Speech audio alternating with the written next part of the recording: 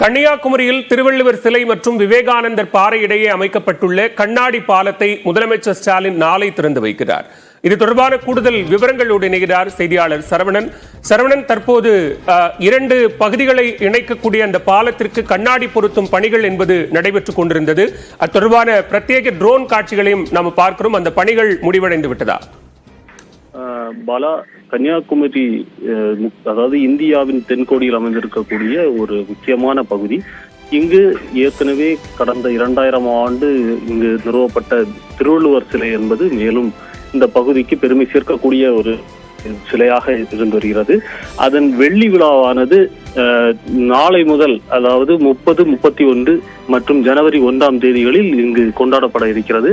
அதனை ஒட்டிதான் நாளை இங்கு முதலமைச்சர் மு.க. ஸ்டாலின் வருகை தர இருக்கிறார். அவர் இங்கு வரும் நேரத்தில் இங்கு விவேகானந்தர் நினைவு மண்டபத்திற்கும் திருவள்ளுவர் சிலைக்கும் இடையில் அமைக்கப்பட்டு வரக்கூடிய, அதாவது 37 கோடி ரூபாய் செலவில் அமைக்கப்பட்டிருக்கக்கூடிய இந்த கண்ணாடி பாலத்தை திறந்து வைக்கிறார். இந்த பாலம் சுமார் 77 மீட்டர் நீளமும் அதே போன்று 10 மீட்டர் அகலமும் கொண்ட ஒரு பாலமாக இருந்து வருகிறது. அதன் நடுவில் 2.5 மீட்டர் அகலத்தில் 60 மீட்டர் நீளத்தில் இந்த கண்ணாடி பொருத்தப்படுகிறது.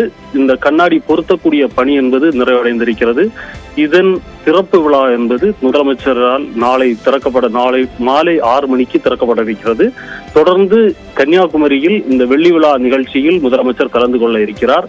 அதே போன்று நாளை வரக்கூடிய முதலமைச்சர் 31ஆம் தேதி காலையிலும் இங்கு கன்னியாகுமரியில் வெள்ளி விழா நிகழ்ச்சியில் வெள்ளி விழா சிறப்பு மலர் வெளியிடக்கூடிய நிகழ்வும் இருக்கிறது.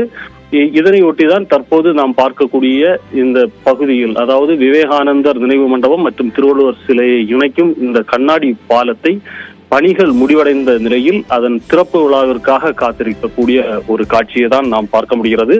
தொடர்ந்து இந்த பகுதியில் பார்த்தமையானால் இங்கு இந்த வெள்ளி விழாவை ஒட்டி காந்தி நினைவு மண்டபம், அதே போன்று காமராஜர் நினைவு மண்டபம் உட்பட திரிவேணி சங்கமம் பகுதிகளிலும் பல பகுதிகள் அலங்கரிக்கப்பட்டிருக்கிறது. தொடர்ந்து மின் விளக்குகளாலும் இரவு நேரத்தில் ஜொலிக்கக்கூடிய காட்சியையும் நம்மால் பார்க்க முடியும். அந்த நிகழ்வு, அதாவது வெள்ளி விழா நிகழ்வு என்பது கன்னியாகுமரியில் களைகட்ட துவங்கி இருக்கக்கூடிய ஒரு சூழ்நிலையில் இந்த பாலத்தை திறந்து வைப்பதும் சிறப்பானதாக அமைய இருக்கிறது. அதற்கான படிகளும் முடிவடைந்திருக்கக்கூடிய ஒரு சூழ்நிலையில் இந்த பிரத்யேகமான இந்த ட்ரோன் காட்சியை நம்மால் பார்க்க முடிகிறது.